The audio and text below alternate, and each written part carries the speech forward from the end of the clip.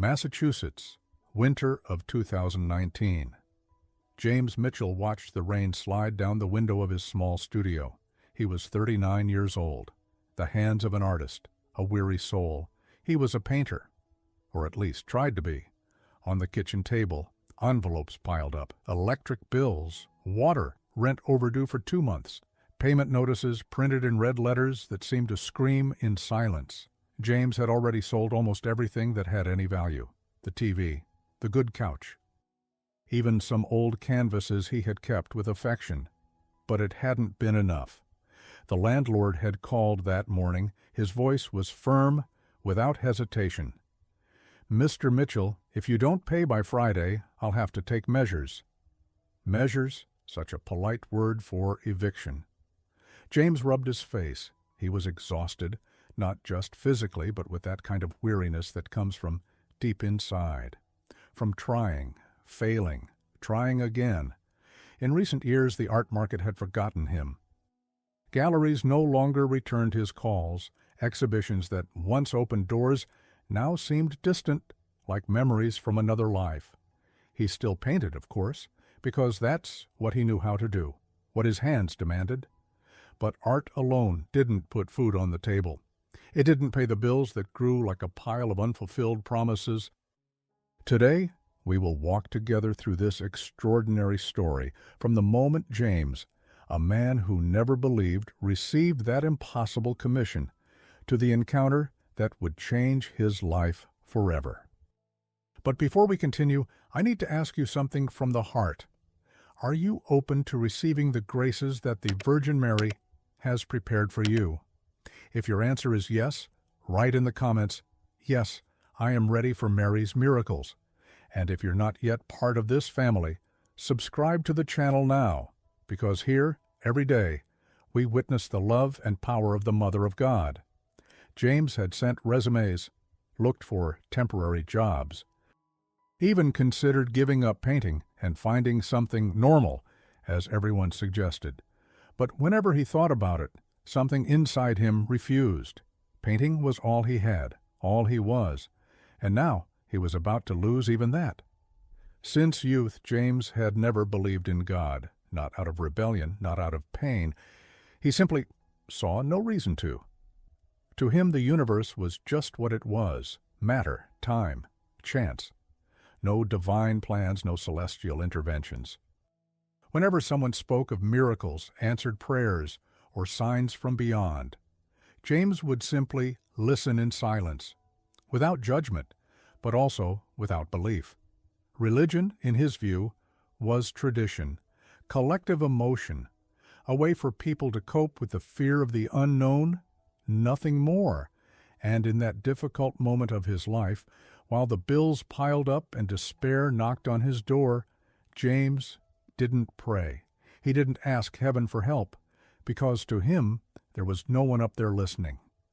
He was alone, as he had always been, as everyone was, deep down. And now, in that gray late afternoon, as the rain hit the glass and the red envelope screamed silently on the table, James felt the weight of it all, the bills he couldn't pay, the loneliness swallowing him whole, the failure knocking on his door like an insistent visitor demanding to be let in. He looked at his own hands. Talented hands, hands that created beauty, but empty hands. James sighed deeply, and then the phone rang. The voice on the other end was gentle, delicate, like someone who chose each word with care. "Mr. Mitchell?" the feminine voice asked. "Yep, this is he," James replied. "My name is Margaret Williams. I came across some of your works in a small gallery in Boston. I was deeply moved by the way you paint light," she explained. James blinked, surprised. It had been months since anyone had spoken about his work that way. Thank you," he said, still processing the compliment. "Mr. Mitchell, I need to commission a painting, something very special to me," Margaret continued. He grabbed a notebook, ready to jot down the details. Any job was welcome at that point. "Go ahead, Mrs. Williams," James replied. There was a pause. James could almost hear her breathing on the other end. "I want a painting of the Virgin Mary," Margaret finally said. James's pencil froze mid-air. The Virgin Mary, he thought. Something tightened in his chest, a discomfort he couldn't quite explain.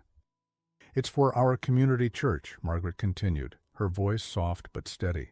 "It's a small, humble place, but it's where I've worshipped for more than 40 years, where I baptized my children, where I got married, where I buried my husband." Her voice trembled slightly at the mention of her husband, but she went on. "I recently received an inheritance. It's not a fortune, but it's meaningful. And you know what I realized, Mr. Mitchell?" She paused. "That money isn't meant to be stored away. It's meant to be transformed into something that lasts, something that touches other lives." James still hadn't said a word. He just held the phone, staring into nothing. The community deserves something beautiful, something that when people walk into the church they feel that they're not alone, that someone is watching over them, Margaret said, her voice thick with emotion. She took a deep breath before continuing, "I can offer $48,000 for the piece." The silence that followed was heavy. $48,000, James repeated in his mind. His heart began to race. He looked around the studio, the canvases leaning against the wall, the bills scattered on the table, the paint running out, the eviction notice that would arrive in days. That money could change everything, he thought. He could pay the overdue rent, the bills, buy new supplies, breathe again.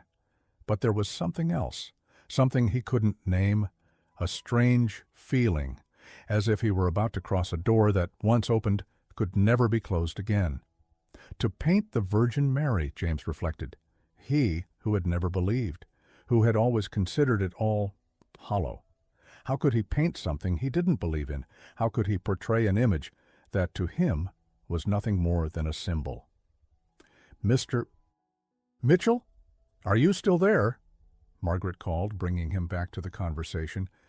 James looked at his hands, hands that needed to work, hands that needed to eat. Faith, or the lack of it, wouldn't pay his bills. He took a deep breath. "I'll do it," James said. "Oh, Mr. Mitchell, you have no idea how much this means to me." "To all of us," Margaret replied, her voice full of relief. There was a brief silence. Then she added, "I want her to look alive, as if she's really there, watching everyone who enters the church, as if her eyes could see each person who arrives broken, tired, lost," she explained, her sincerity pure and disarming. She paused, then concluded, "I want whoever looks at her to feel they're not alone." James wrote down her words in the notebook, but they felt heavy, weighted with a meaning he didn't yet understand. After hanging up, he stood still for a long time, staring at his own hands, hands that did not believe, hands that would now paint the sacred, and at that moment, without knowing why, a shiver ran down his spine, as if something or someone had just entered the room. In the days that followed, James immersed himself in sacred art references. He opened old books, studied Renaissance paintings, observed every detail of the works of Raphael, Caravaggio, Murillo. He analyzed the expressions of serenity, the maternal gazes, the play of light and shadow that brought sacred figures to life. But everything felt distant to him, cold, too technical, soulless. They were just pigments on canvas, nothing more. How had Margaret put it? James recalled. "I want her to look alive, as if she were really there," he sighed, closing one of the books carefully. How could he bring life to something he didn't believe in? James began the sketches on a gray Tuesday morning. He sat before the blank canvas, pencil in hand. Mind focused solely on technique. He traced the outline of the face, the proportions, the tilt of the head. Everything was mathematically correct. But when he stepped back and observed the result, something was wrong. It had no life. It was just a drawing, lines on fabric. He tried again, and again, and again. Each attempt looked worse than the last. James spent entire nights in the studio, slept little, ate even less. Frustration grew like a shadow inside him. Why couldn't he do it? He thought, angry at himself. He had painted dozens of portraits before. He knew how to capture expressions. He knew how to give depth to a gaze.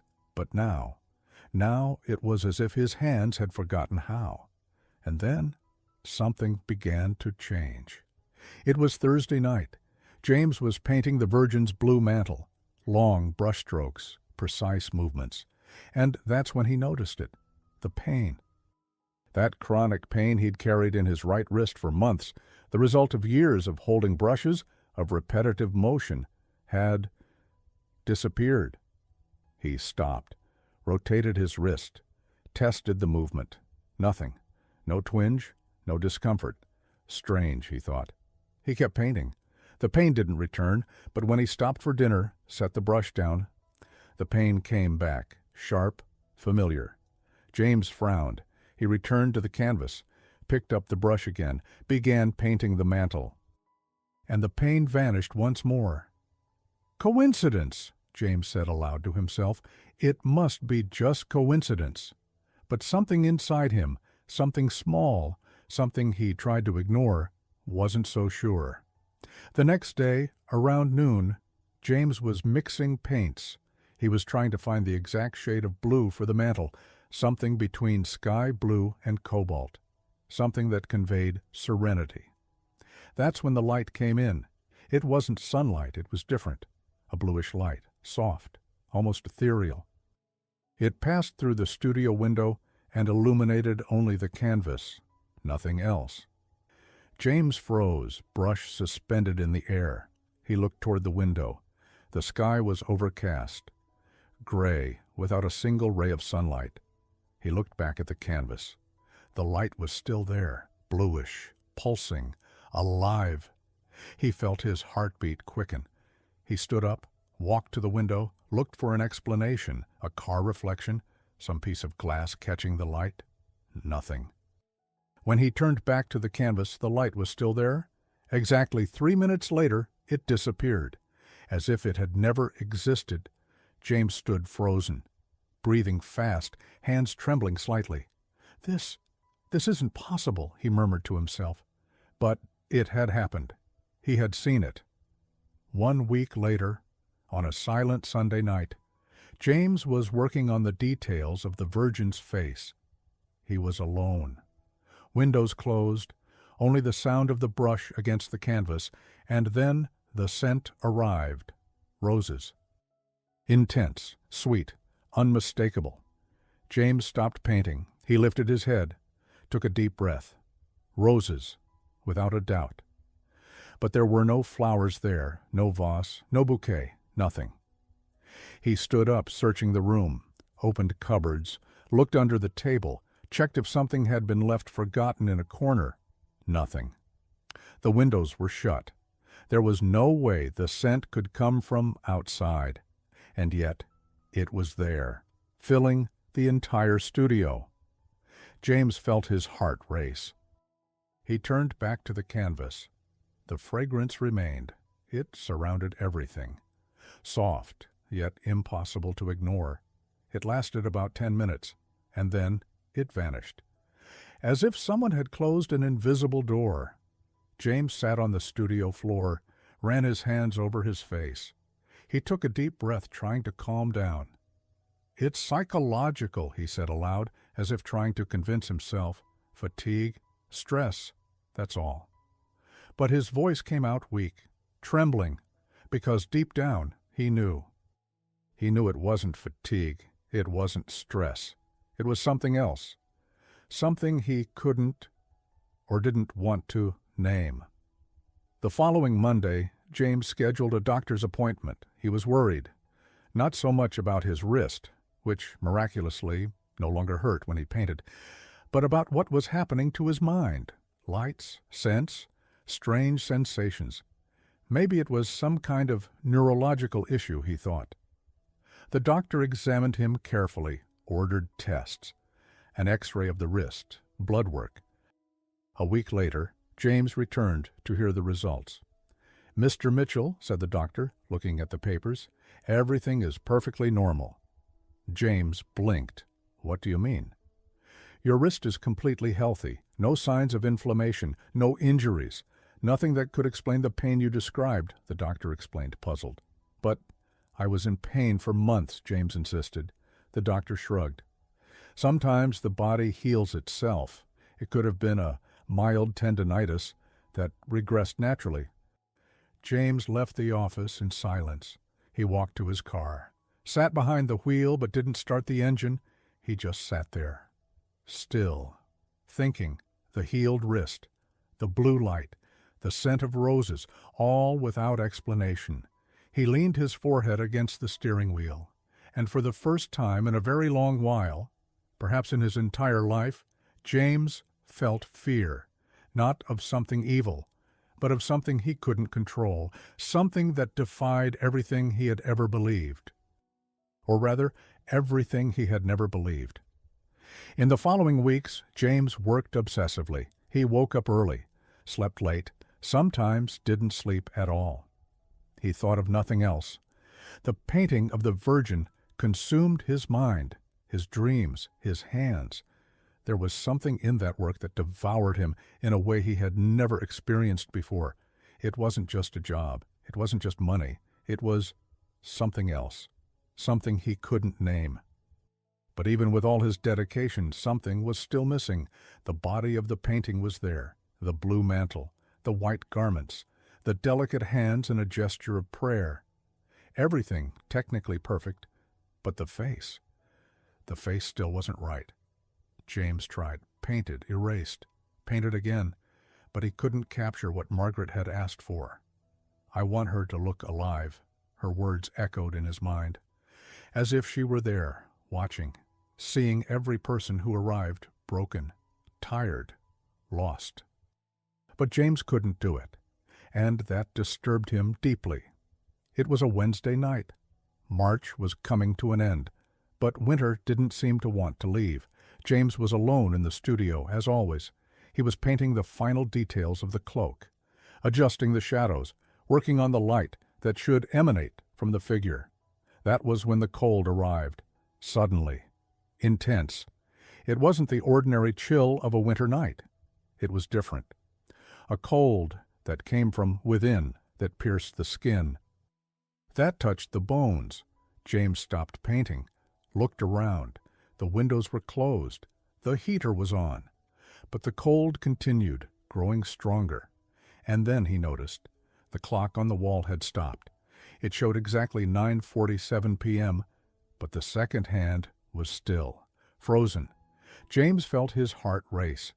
He looked at his hands. They were trembling, not from cold, from something deeper, from fear, from expectation, from something he couldn't understand. The air around him seemed suspended, as if time itself had paused. And then the scent. Roses, stronger than before, more present, more real. James dropped the brush, took a deep breath, trying to calm himself, but his heart was pounding harder and harder. "What's happening?" he whispered to himself. He looked at the canvas, and that was when the light returned. The blue light came back, but not like before, not like that day, weeks ago, when it illuminated the canvas for 3 minutes. Now it was different, more intense, more alive, more present. It came from the center of the painting. It grew, expanded through the studio. James stepped back, one step, another. His legs were shaking, his whole body trembled. And then she appeared, the Virgin Mary, not on the canvas, but there, in the center of the light, real, present, alive. James felt his legs give way. Her face carried a serenity impossible to describe. Her blue and white garments moved softly, as if touched by a breeze he could not feel. But it was the eyes. The eyes held him, filled with compassion, with love, with a kindness so pure, so complete, that James felt as though every broken part of his soul was being seen and embraced. She didn't say a word. She didn't need to. Her presence spoke. It filled the room. It filled his heart.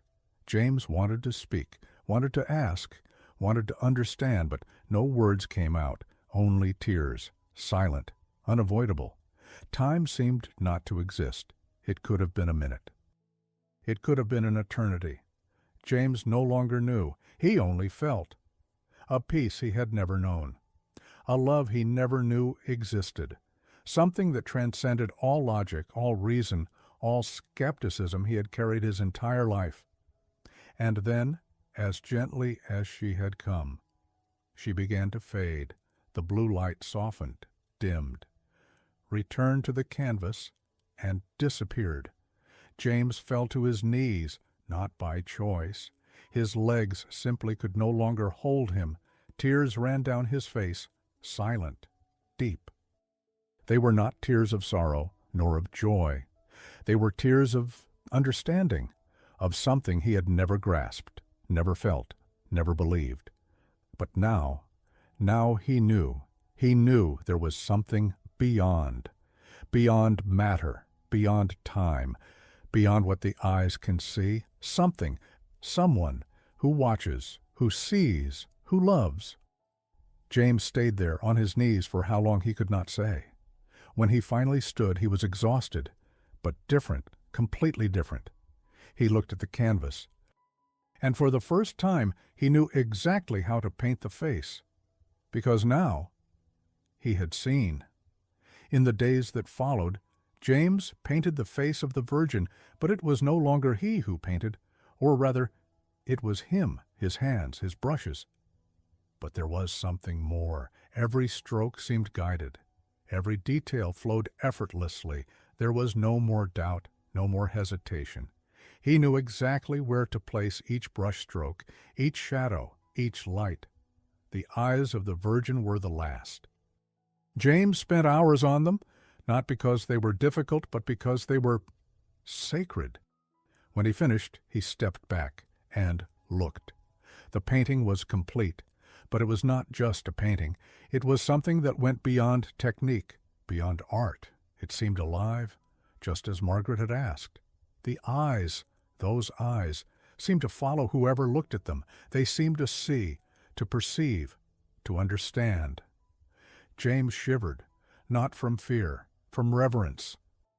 He had created something that did not come solely from him, and for the first time in his life, James Mitchell, the man who had never believed, felt gratitude. Gratitude for having been chosen for this. 2 weeks later, Margaret returned. James had called to tell her the work was ready. She arrived on a Saturday morning, the sun finally breaking through the clouds after weeks of winter. When she entered the studio, James stood beside the canvas, covered by a white cloth. "Mr. Mitchell," said Margaret, with a gentle smile. "Mrs. Williams," he replied. There was a moment of silence. James took a deep breath. "Before I show it, I need to tell you something," he began, his voice slightly trembling. Margaret looked at him attentively. "When I accepted this commission, I didn't believe in any of this," confessed James. "God, faith, miracles. To me it was all empty." He paused. "But something happened while I was painting, something that I can't explain. And this painting, it isn't only mine." Margaret smiled, a soft smile as if she already knew. "May I see it?" she asked gently. James nodded and lifted the cloth. Margaret brought her hand to her chest. Her eyes filled with tears. She took a step forward. Then another, stopped in front of the canvas, and stood there, in silence, looking. Tears rolled down her cheeks, but she did not wipe them. She just looked at the face of the Virgin, at the eyes that seemed to see her, at the hands in a gesture of prayer, at the light emanating from the figure. A minute passed, 2, 3. Finally Margaret spoke, her voice trembling. "It's exactly as I dreamed." She turned to James. "Exactly." James felt a knot in his throat. Margaret stepped closer to him, took his hands between hers. Old hands, yet firm. "Thank you," she said, looking into his eyes. "Thank you for accepting. For allowing." James didn't know what to say. He just nodded. Because now he understood. He understood it hadn't been a coincidence, that Margaret hadn't chosen him by chance, that everything had a purpose. The following week, the artwork was taken to the small church of the community. James did not attend the inauguration ceremony, not because he didn't want to, but because he felt that moment wasn't his. It belonged to Margaret, to the community, to those who had always believed. But a few days later, Margaret called. "Mr. Mitchell, I need to tell you something," she said, her voice trembling with emotion. "Go ahead," James replied. "The people who come into the church, they feel something," Margaret explained. "Something hard to describe. Some cry, others remain silent.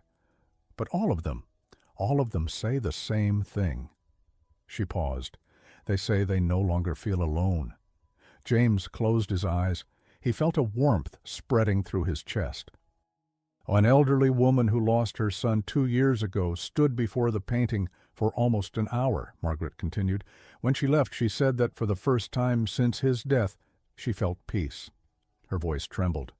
A young man who was thinking about giving up on everything looked at the painting and felt as if someone was saying, "Don't give up." Margaret took a deep breath. "I don't know what you did, Mr. Mitchell, but you didn't just paint an image. You opened a door." James couldn't respond. He just listened, and when he hung up the phone, he stood still for a long time, looking at his hands, the same hands that once didn't believe, the same hands that now knew, that had touched the sacred, and had been touched by it.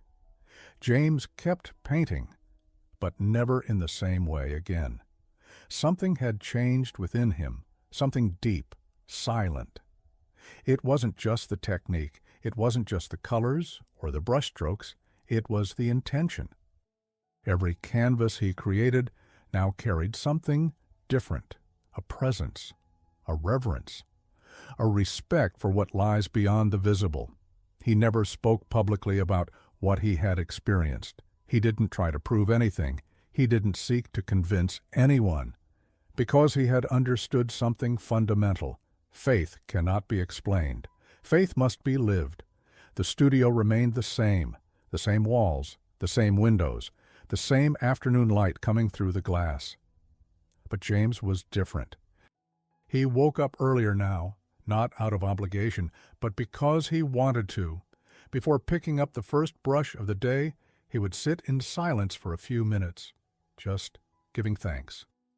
For the day, for the hands that could still create, for life itself, which, even when hard, was a gift. He had never done that before. He had never stopped to give thanks. But now it felt natural. The bills still existed. Money was still tight.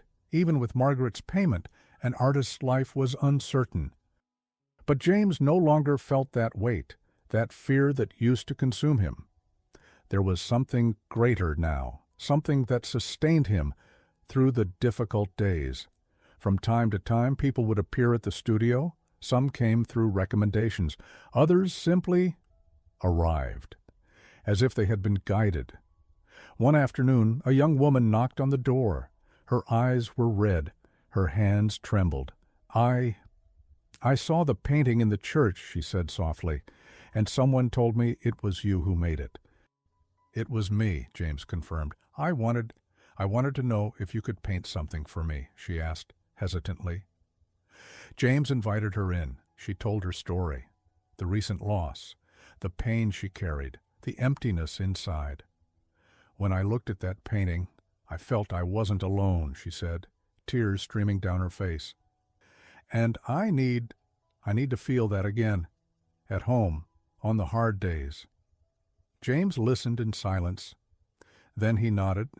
"I will paint for you," he said gently. It wasn't just a job. It was a calling. In the quietest nights, when the world seemed asleep, James sometimes returned to the studio. He would sit in the same chair where he had sat that night, the night of the encounter. He looked at the space where the light had appeared, where she had been. He didn't expect it to happen again. He didn't ask for signs. He didn't seek proof. But he felt it. He felt that he was not alone, that he had never been, and that was enough. One Sunday morning, James decided to visit the church. He hadn't told anyone. He didn't want to draw attention. He just wanted to see. He entered through the side door. The church was nearly empty, only a few people scattered among the pews, in prayer, in silence. He walked slowly down the central aisle, and then he saw it. The painting. It hung on the side wall, illuminated by a soft light coming through the window. James stopped and looked at the face he had painted, at the eyes that seemed alive, at the hands in a gesture of prayer, and he felt his heart tighten, not with sorrow, with gratitude. An elderly woman sat in the front pew looking at the painting. James quietly sat a few benches behind her and watched. The woman stayed there for long minutes. Then she slowly stood up. Before leaving, she gently touched the edge of the painting's frame and whispered softly, "Thank you for being here." James felt tears well up in his eyes. She wasn't thanking the painting. She was thanking the one the painting represented.